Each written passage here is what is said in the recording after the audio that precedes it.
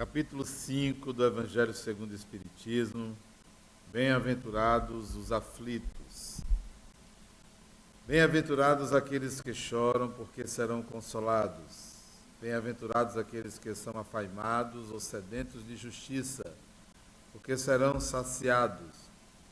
Bem-aventurados aqueles que sofrem perseguição pela justiça, porque é deles o reino dos céus. Mateus 5, 6 e 10.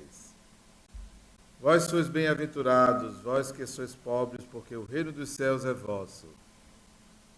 Vós sois bem-aventurados, vós que tendes fome agora, porque sereis saciados. Vós sois felizes, vós que chorais agora, porque rireis. Lucas 6, 20 e 21. Mas ai de vós ricos, porque tendes vossa consolação no mundo.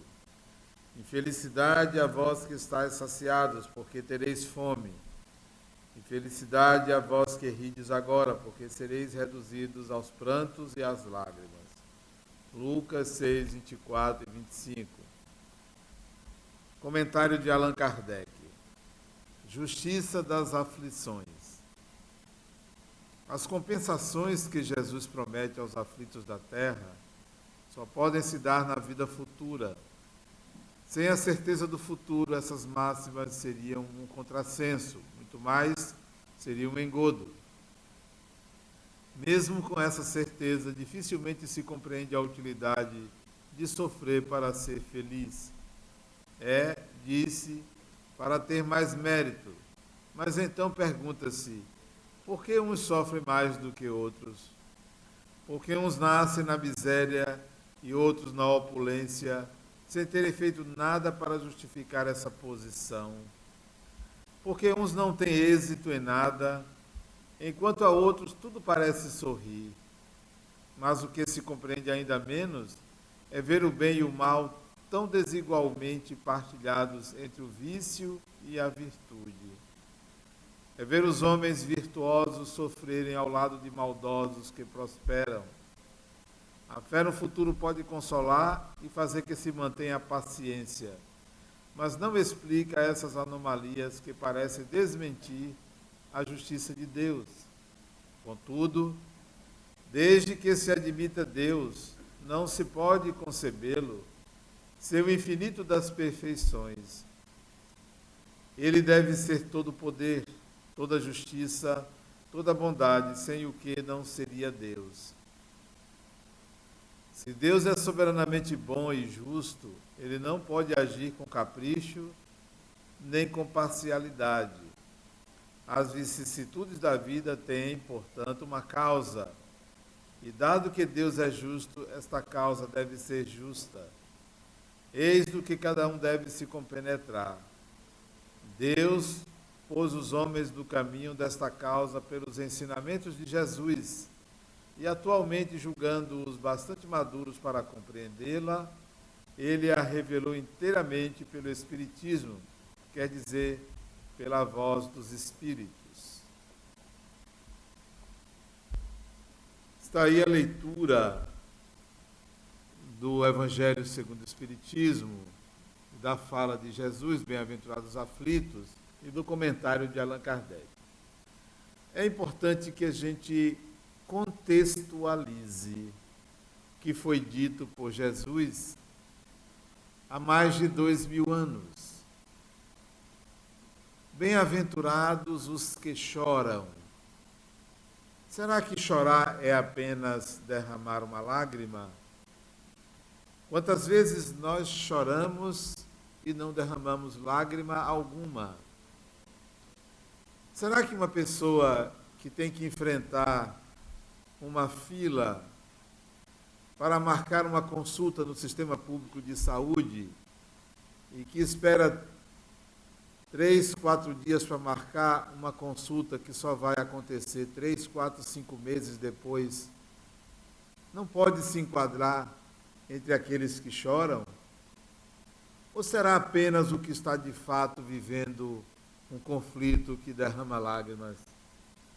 Será que uma pessoa que cursa uma universidade, paga, e que perde o emprego e tem que trancar a faculdade, não se enquadra também entre os aflitos e os que choram? Será que uma pessoa que tem um filho, ou dois, ou três, e um deles desencarna em tenra idade e fica sem a companhia daquele filho, também não se enquadra entre os aflitos?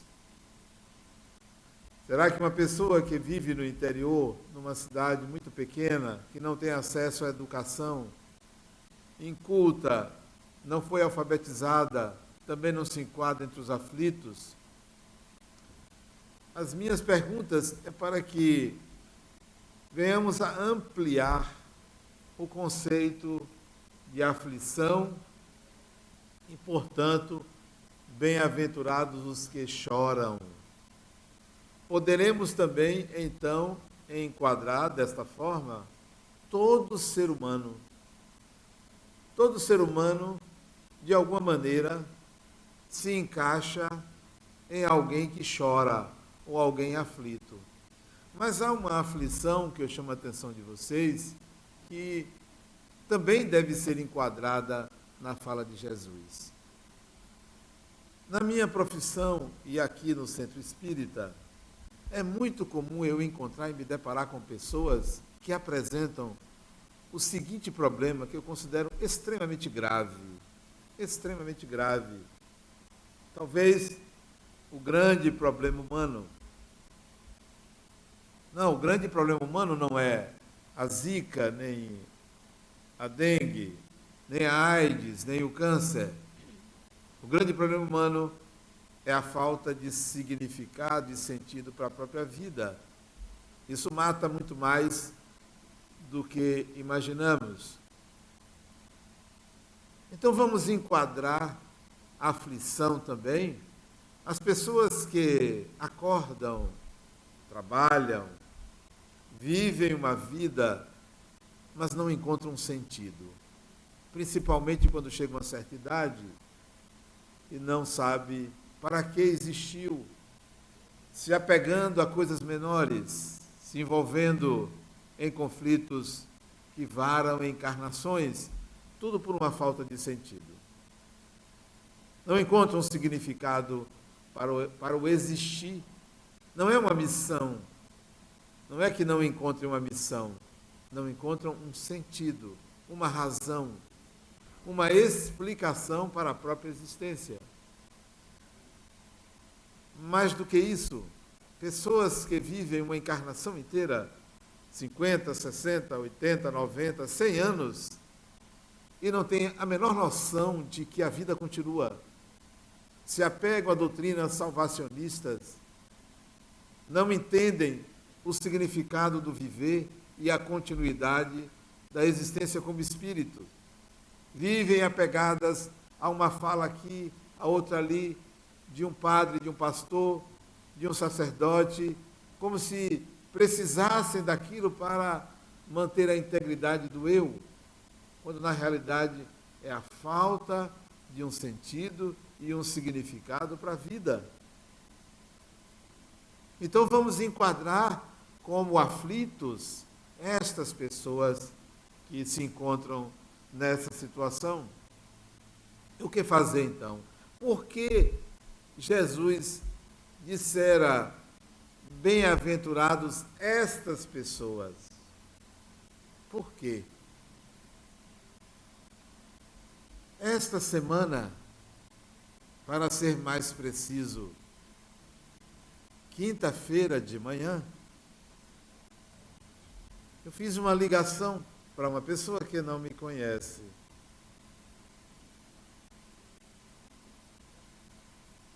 E ela atendeu, e já atendeu, me exigindo documentos de um processo que estava em mãos dela. Como eu não sabia de quem se tratava, eu disse: por favor, com quem eu estou falando? E ela deu o nome dela. Aí eu disse: dona fulana. Ela disse: dona não, doutora. Eu disse: me desculpe, doutora fulana. E depois eu fui refletir sobre esse concerto que ela fez. Ao invés de dona, doutora, ela me exigiu uma qualificação. Ela me exigiu um lugar no mundo. Tudo bem que é um lugar provisório, mas isso identifica a falta de um sentido para o existir. Quando você precisa de um reconhecimento, quando você precisa de um pertencimento, é porque ele já não foi integrado, já não foi adquirido. Esta pessoa se encontra em aflição. Será que ela se encontra numa aflição consciente? Ela se encontra numa aflição inconsciente. Este é o significado de uma pessoa estar saciada. Ela está saciada. A aflição é inconsciente, diferente daquele que diz, eu não sei o que fazer. Diferente daquela pessoa que diz assim, eu errei. Esta pessoa está na condição que Jesus colocou. Mas aquela pessoa que nunca admite um equívoco, nunca admite um erro, ela está saciada. Aquela pessoa que se impõe perante o outro, que já sabe, que sabe tudo, não está saciada, não está aflita, está saciada. Será que você se encontra na condição de quem está aflito ou de quem está saciado? Quem está saciado não precisa de ajuda. Não requer o auxílio de ninguém. Não admite ser ajudado, ajudada. Não admite suas fragilidades. Para muita gente, eu dou esse conselho. Fulano, mostre seus erros. Mostre seus equívocos. Mostre sua vulnerabilidade. Só assim você cresce. Coloque-se, agora digo, coloque-se na condição do aflito. Porque se você não se colocar na condição do aflito, você estará saciado. É a fala da infeliz aquele, é a fala do rico. Aqui a pobreza não é a pobreza material. Aqui a riqueza não é a riqueza material. A riqueza é a condição do orgulho. De quem se ufana de alguma coisa, essa é a riqueza. Você é rico neste sentido se você não demonstra suas fragilidades. Você é pobre neste sentido colocado por Jesus, se você demonstra a sua humanidade, a sua condição humana, a sua condição real e verdadeira de ser no mundo. Olhem para os poderosos, olhem para os seus ídolos, olhem para os seus santos, olhem para as pessoas sábias. Depois de olhar, considerem que são todos humanos, frágeis e têm a sua aflição.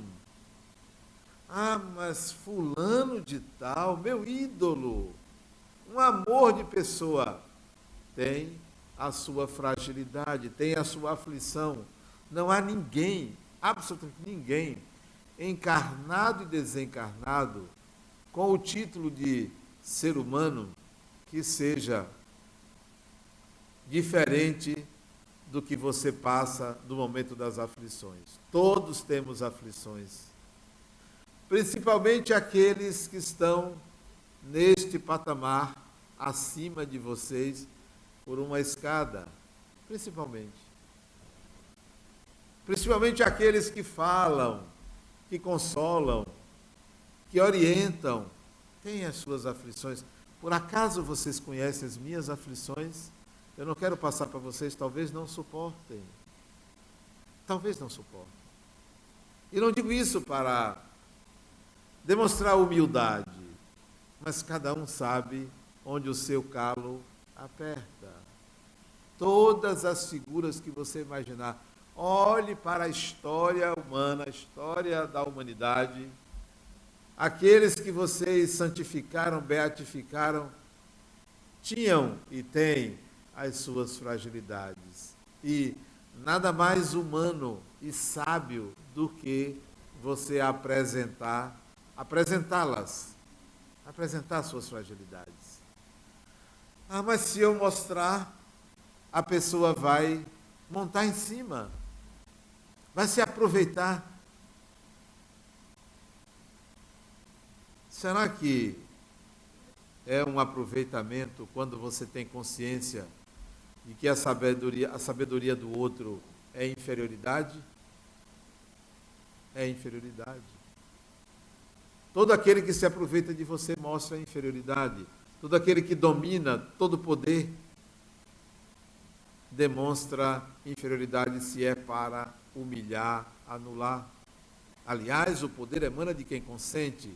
Uma pessoa só tem poder sobre você se você consentir, porque naturalmente ninguém tem poder sobre outra pessoa. Então, vamos nos colocar na condição de aflitos, todos. Qual é a sua aflição consciente? É a prestação que você não consegue pagar? É um amor que se foi? É um problema com um filho? É um problema conjugal? É um problema no trabalho? É a falta de emprego?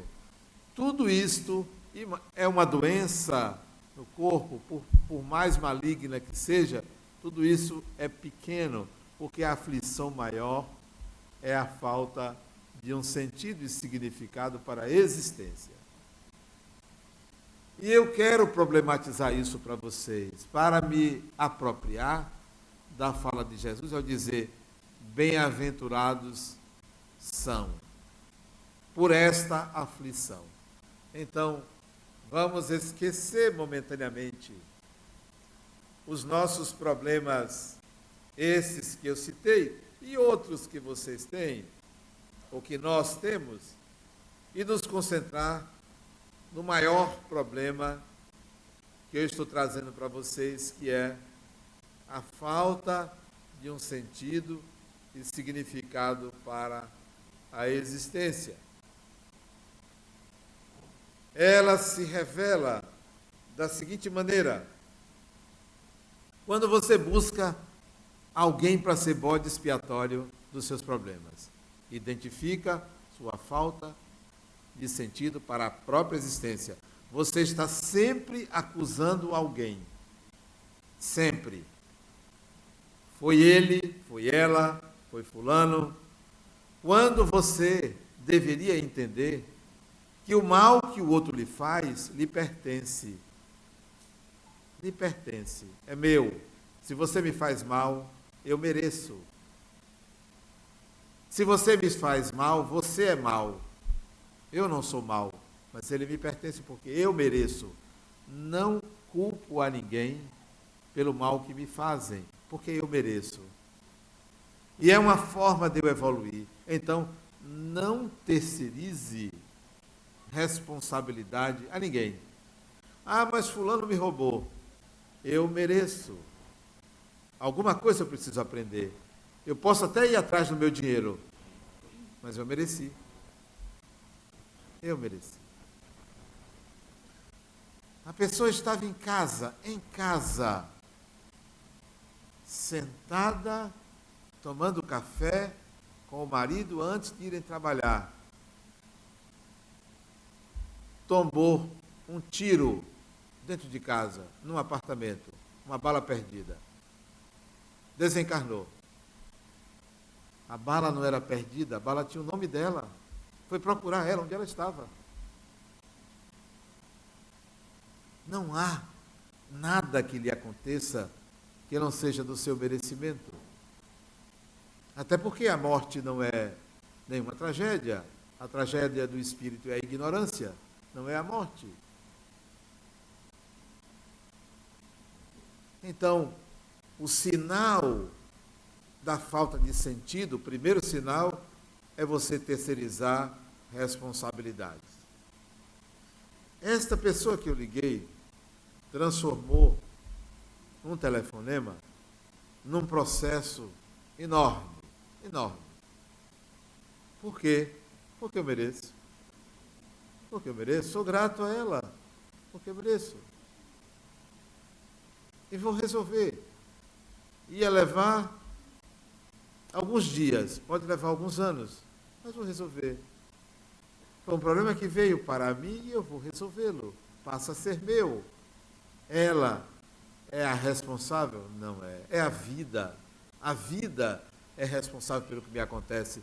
Não é uma pessoa. Eu não dou esse direito a uma pessoa ser responsável pelo meu destino. Ele me pertence. Eu é que tenho que decodificá-lo. Eu é que tenho que desentranhá-lo. Não é uma pessoa. Retire a pessoa, o problema continua em você. Então, o primeiro sinal da falta de sentido é a terceirização da responsabilidade sobre sua vida. O segundo sinal de que não tem sentido a sua vida, está vazia, quando você busca compensações materiais. Não tem dinheiro, mas tem um senhor carro. Não tem onde morar, mas tem um senhor carro.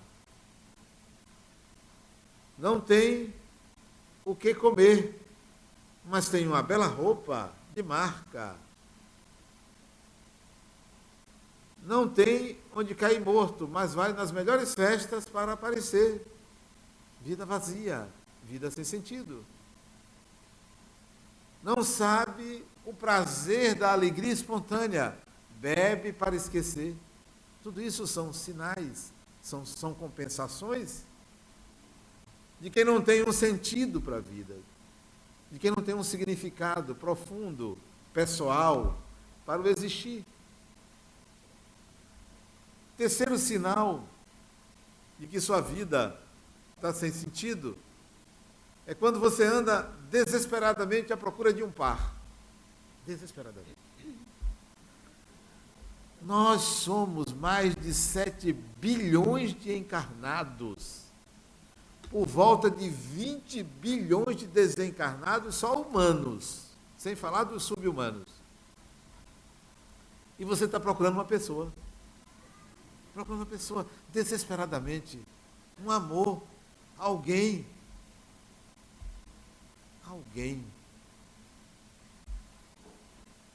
Falta de sentido e significado. Isso é outro sinal. Você não se basta, você não se ama, você não se encontrou, porque você precisa de alguém. E olhe que ter uma pessoa do lado é uma coisa maravilhosa. É muito bom ter alguém, ter uma companhia, principalmente quando é uma companhia. Porque muita gente tem uma pessoa do lado e não é uma companhia. Não é. Absolutamente não é. Eu tiro por mim. Ontem eu estava em casa, cuidando de uma apresentação que eu vou fazer à tarde. Estava cuidando. E minha esposa veio falar comigo. Quem disse que era minha assessor? Conversou sozinha. Então não é uma companhia. Não é uma companhia. Naquele momento não existia companhia. E eu respondi tudo, mas eu não ouvi absolutamente nada do que ela disse. Mas eu respondi, sim, ok, ótimo, vai em frente, mas não sei nem de que se trata. Imagine a pessoa o tempo todo nessa situação. Quando não vivem as turras, brigando, resmungando, não sabem fazer amizade com quem se vive. Muito mais importante do que esse companheirismo falso é a relação de amizade, que eu prezo muito a amizade. Então, as pessoas ficam desesperadas por um amor, por alguém que lhe complete. Como? É porque você é metade. Que tal ser inteiro? Que tal ser inteiro? Vocês podem dizer isso, mas porque você tem uma pessoa. Não, ninguém tem ninguém. Ninguém tem ninguém. Hoje de manhã, eu ando todas as manhãs, 7 quilômetros, todo dia de manhã, cedinho. 5 horas, 5h30, por aí. E eu estava ouvindo uma música. E a música, uma música interessante, embora tenha uma série de interpretações que pode se dar, o autor da música diz que ele amava uma mulher e ele descobriu que não era amado por ela. É um engano a gente pensar que, ao amar uma pessoa e que diz que ama a gente, a intensidade é a mesma, a qualidade é a mesma, o significado do amor é o mesmo. É um engano. Amar é um verbo ou é uma emoção, um sentimento de mão única, de via única. É de você para, sempre de você para. E a gente acha que amar é amar quem nos ama. E tem gente que não ama a outra pessoa, ama o amor da outra pessoa. Ama porque é amado ou porque é amada. Ainda não sabe o que é o amor. Então, a falta de um sentido e significado para a vida se revela nessa busca insana, insensata, por uma pessoa que nos complete. Não existe, nem vai existir. Algumas pessoas acham que está do outro lado, é um consolo. Não, Adenal, olha, eu acho que está na outra vida, está desencarnado, porque aqui eu não encontro. Ainda me diz assim, eu só encontro pessoas que não prestam, pessoas ruins. Uma veio dizer para mim, Adenal, por que eu só atraio um homem que não presta? Porque você não presta, criatura. É muito simples. Como é, você não entendeu? Eu disse, porque você não presta. Não, você disse assim para mim diretamente. Você não veio dizer diretamente para mim que homens não prestam? Você é que não presta. Ah, mas não dizem que a gente atrai os contrários? Não, semelhante atrai semelhante. Semelhante atrai semelhante, sempre. Você anda com quem você é. Vocês aí que têm pendências com a cara metade, é igual a você, não presta do mesmo jeito. Não tem mistério isto. Outro sinal de que sua vida não tem sentido, o quarto sinal, é quando você vai ao centro espírita, vai à igreja, vai ao templo batista, ou budista, o que for, porque tem medo de morrer. Tem medo de morrer. Estou com medo. E eu não acredito que aqui ninguém tenha medo de morrer, tem?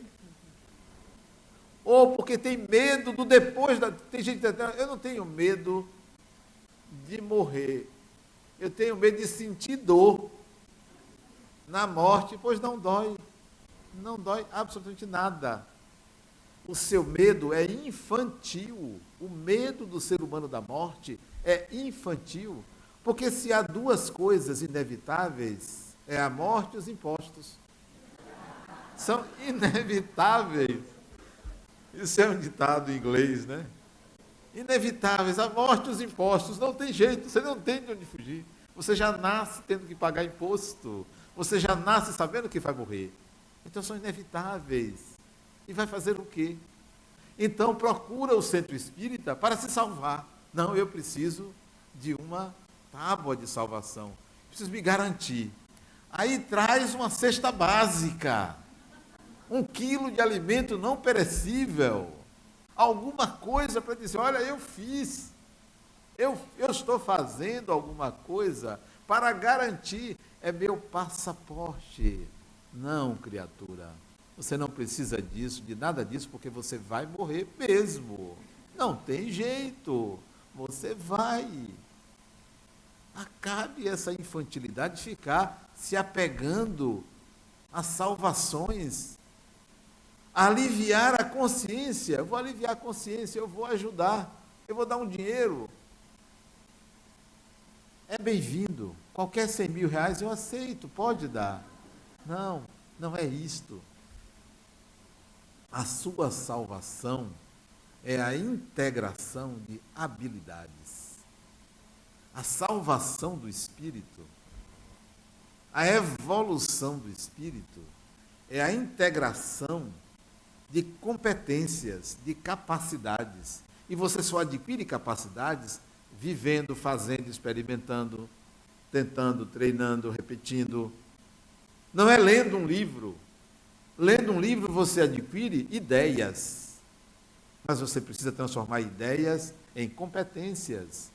Porque ideias, tem muita gente perfeitas idiotas, cheio de ideias, mas na hora de fazer, não sabe fazer, não integrou, isto é, não faz parte do repertório de competências da pessoa. E é preciso, para você evoluir, que você integre competências. O que é que você sabe fazer? E quando eu digo fazer, não é só com as mãos, não é só com o corpo, é com a cabeça também, é com o coração também, é com os meios que você dispõe para agir. Então, quando a pessoa procura o centro espírita ou procura a igreja para se salvar, pensando no depois da morte, eu vou fazer isso agora para me garantir depois, meus pêsames, faça por aqui, por agora. A vida se vive num segundo, neste momento, é nesse momento que você está vivendo. Você não está vivendo no além, você vai para o além e lá vai viver aquele momento, mas o momento é esse, é agora, é aqui. Você tem que integrar habilidades aqui. Saia e vá resolver seus problemas, seus conflitos. Não fique buscando o centro espírita para se salvar, porque vai cair num buraco. Vai cair num buraco. E o buraco é aquele vazio de eu não sei fazer nada. Ah, eu sabia distribuir. Eu sabia distribuir sopa, pão.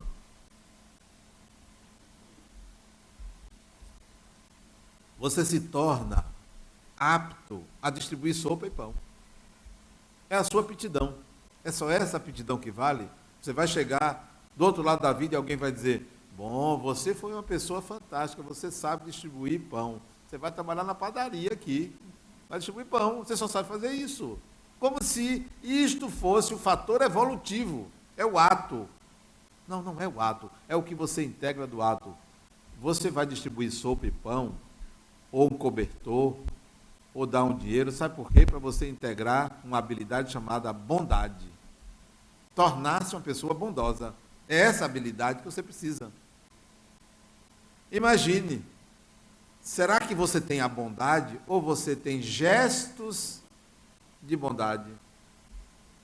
Gestos de caridade. Semanalmente você vem dar passe. Você vai chegar no mundo espiritual assim, ó. Porque só sabe fazer isso. Você está dando passe porque você quer se tornar uma pessoa bondosa. A bondade é a qualidade excepcional do espírito evoluído. É a bondade. É ser uma pessoa bondosa. E ser bondoso, às vezes, não é abrir a carteira para dar um dinheiro a uma pessoa. Às vezes é bondade você privar uma pessoa de um vício. É bondade. Às vezes é bondade você dizer um não. É preciso entender o que é a bondade. É o desejo natural de contribuir para a evolução do outro. Isto é bondade. Desejo natural de contribuir para a evolução do outro. Então, um sinal de que falta sentido e significado para a sua vida é essa ideia de querer se salvar. É esse medo insano da morte. É essa dificuldade de aceitar o inevitável. O inevitável. Vou morrer. Que tal, uma proposta que eu lanço para vocês, que tal morrer antes do tempo? Que tal? Vamos admitir que você esteja previsto desencarnar aos 90 anos. Vamos botar 90 anos para não assustar os de cabeça branca aí. Mas muitos vão antes, 70, 50 e poucos, né, vão antes. Mas vamos botar 90 anos. Vamos dizer que você vai morrer 90 anos. E eu proponho que você morra hoje, agora. Eu já fiz isso. A minha morte já foi decidida lá pelos 35 anos de idade. Não foi agora. Mas eu proponho agora. O que é morrer? Sabe o que é morrer? Adenauer? Não. A sua morte não significa absolutamente nada. Nada importa, porque todos continuam. Não se apegue ao choro de uns ou de outro, porque você será morto. Nada do que você viveu, fez, deixou, lhe pertence. Nem suas obras, nem o bem que você fez. O que lhe pertence é o que você é. Então, decrete a sua morte. Dê sentido à sua vida pelo que você aprende, pelo que você faz, não pelo que você fez. Não viva do passado. Decrete a sua morte, não se apegando às pessoas. Vou dizer a vocês que eu amo algumas pessoas, pelo menos uma dúzia de pessoas, eu sei que amo, eu sinto o amor. Não, mas essas pessoas não me pertencem. E eu digo desde cedo que cada uma delas tem o seu destino, tem a sua vida, tem seus processos, e não vão comigo, não permanecem comigo. Pode ser até que desencontre quando desencarnar. Eu chegue primeiro, depois volte, o outro já foi, não encontrar. Então, desapegue-se, mantenha o sentimento e não conte com A, com B e com C. Outra coisa, Adenauer, isso 35, 36 anos de idade, que eu convido vocês a fazer esse exercício. Adenauer é um personagem que morre, que desaparece e nunca mais vai existir. Esta pessoa que você é, não mais vai existir. É única. Quando morre o corpo, esse personagem morre, porque você será espírito e vai retornar como um outro personagem em outro contexto. Então a pessoa que você é agora tem seus dias contados. Acaba, não continua. É a morte real. É preciso que você aceite a sua mortalidade, porque a imortalidade é garantida essencialmente, é da sua essência. Você é imortal, não esse personagem. Não esse personagem, não esse corpo, não esse gênero. Ou você pensa que esse gênero, eu sou homem, vou continuar, eu sou mulher. Não esse gênero. Eu tenho esse corpo, esse formato. Não esse corpo, não esse formato.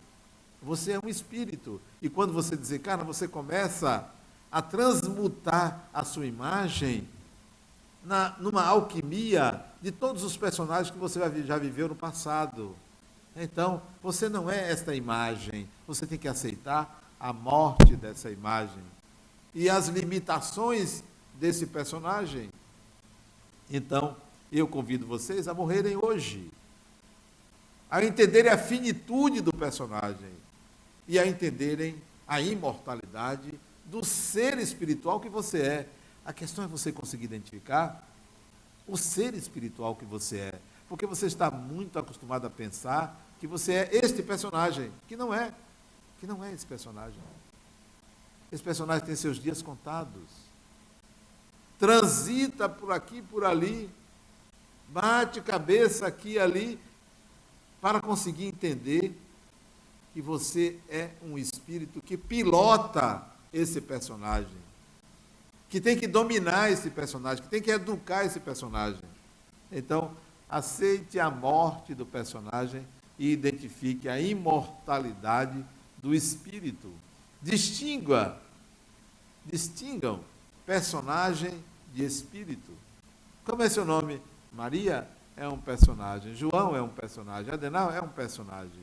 Mas como é o nome do espírito que você é? Jesus disse, o espírito sopra onde quer, não tem nome. Adota um nome. Um pseudônimo pode ser? Olha o espírito Emmanuel. O nome dele era Hermano Manuel. Adotou um pseudônimo. Porque não importa o nome. Não importa o nome. Você não tem nome. E tem gente que se apega ao sobrenome. Eu sou da família tal. Eu venho de duas famílias, meu pai e minha mãe. Duas famílias inimigas. Até hoje um mata o outro, lá em Pernambuco. Até hoje, de vez em quando sai no jornal, na televisão. Fulano da família A matou da família B. Aí depois vem o troco, eles ficam se digladiando. Dois insanos, duas famílias insanas. Meu pai e minha mãe se juntaram e nasceu um ser híbrido dos dois, veio dos dois lados, um ser híbrido. Né? Nem A nem B, nem A nem B. Nós somos espírito. Então, o sentido e o significado não pode ser em cima de uma vida única, de 50 a 100 anos. O significado você tem que procurar mais amplo, mais adiante. Não é no além, é na compreensão dessa alternância de existências. Alternância de existências. Cotidianamente, você demonstra a falta de um sentido e significado quando você vive uma rotina, faz a mesma coisa todo dia.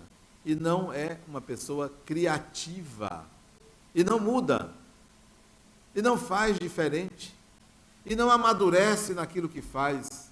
E não amplia. É preciso um decreto. É preciso um chefe. É preciso alguém para chegar e mudar seu destino. Porque você não muda. Você não observa que você cristalizou o personagem. Quando você não se conhece, quando você não percebe quem é você, como você vive, como você elabora, como você pensa, como você sente, tudo que vai acontecer com você parece que é o destino. Tudo que você disser foi o destino, é porque você não se conhece. Acha que foi uma fatalidade. Não é uma fatalidade. É porque você não se conhece. Não é fatalidade. A vida cumpre uma lógica espiritual ou uma antilógica racional. Tudo que lhe acontece não estava escrito. Não tinha que acontecer. Acontece porque você não se conhece. Porque você não se trabalha, porque você não vive uma vida interior, você vive uma vida exterior. O significado do bem-aventurado dos aflitos é bem-aventurado aquele que se questiona, que compreende a sua antinomia ou a dialética interior, compreende a disparidade que existe dentro de si mesmo. Os muitos mundos que há dentro da gente não se entende e é preciso que você aceite. Eu gosto de pessoas que dizem assim, Adenal, eu estou confuso ou confusa. Ótimo. Agora, pessoas que dizem, eu já sei tudo, cuidado. Não, eu estou muito bem. Não, a gente nunca está muito bem. Há sempre um questionamento, há sempre uma dúvida, há sempre uma impossibilidade. Não existe teoria do tudo. Não tem um filme aí, Teoria do Tudo? Einstein não quis uma teoria do tudo. Não existe, não é possível. A teoria do tudo chama-se Deus. Não há. Nada explica tudo. Há sempre uma dúvida, uma brecha, uma impossibilidade para que o ser humano busque essa possibilidade. Então, bem-aventurados os aflitos, quer dizer, bem-aventurados aqueles que estão em busca, bem-aventurados daqueles que reconhecem suas dificuldades. Infelizmente, há aqueles que já estão saciados, ricos de orgulho. Que câncer é o orgulho? O principal câncer não é aquela desorganização celular que acontece no corpo, é o orgulho. Aliás, o câncer geralmente não é um problema desta vida. Não é. A pessoa tem um câncer e pergunta assim, o que eu fiz? Será que foi a mágoa que eu tenho de fulano? Se mágoa desse câncer, 80%, 90% tinha câncer. A gente pensa que, mas são meus pensamentos ruins que provocam câncer. Não são seus pensamentos. Não que você deva ter pensamentos ruins. O câncer é uma desorganização celular que vem do perispírito. Geralmente são processos existenciais de várias encarnações, que desembocam numa encarnação por fatores que favorecem, mas que não são causa. É lógico que uma pessoa desesperançosa, uma pessoa deprimida, pode aflorar um câncer, mas não é aquilo que causa. A causa é mais complexa.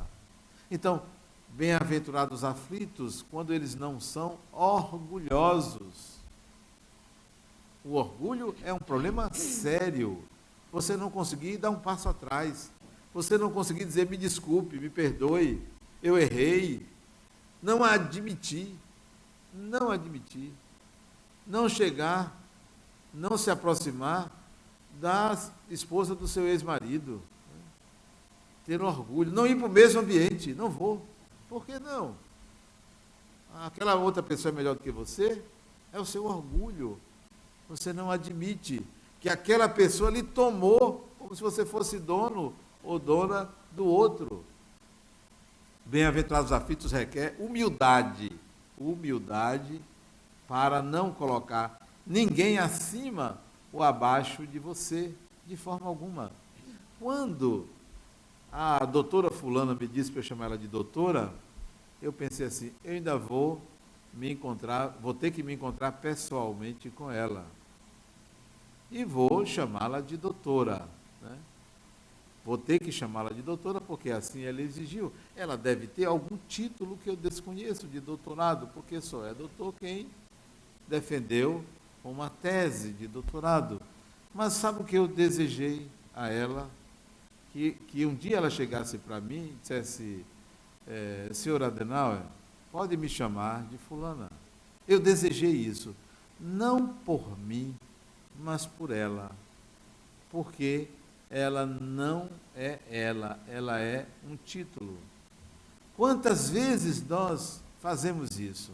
Precisamos de uma máscara para não admitir quem nós somos. Deixe aparecer suas fragilidades. Este é um caminho natural para que você receba essa ajuda, essa bem-aventurança. Essa bem-aventurança vem quando você reconhece as suas fragilidades. O choro a que Jesus se refere é esse choro da falta de sentido e significado para a vida. Procure esse sentido. E esse sentido está quando você ampliar a sua visão para uma perspectiva espiritual, para uma perspectiva de que a sua vida continua, a sua existência, não esta vida, não este personagem, a sua existência, o ser espiritual que você é, continuam. Fundamentalmente, é também a gente reconhecer a aflição do outro, a necessidade do outro, que se torna uma oportunidade de auxiliar e de aprender. Por isso que o Espiritismo coloca a importância da caridade como uma ponte entre você e uma pessoa que necessita, porque ao ajudar o necessitado, você enxerga as suas necessidades e não se envaidece porque você ajudou o outro. Eu estou ajudando porque eu também necessito de ajuda. Pode não ser a mesma, mas eu também preciso de ajuda. Então a caridade estabelece essa relação de igualdade, esta ponte. Vale a justiça das aflições, mesmo considerando que a pessoa merece o que está passando, mas é dever seu contribuir para que diminua a aflição do outro, ou até que retire a aflição do outro, porque a pessoa, mesmo merecendo, vai aprender que a bondade é uma conquista excepcional do Espírito. Muita paz.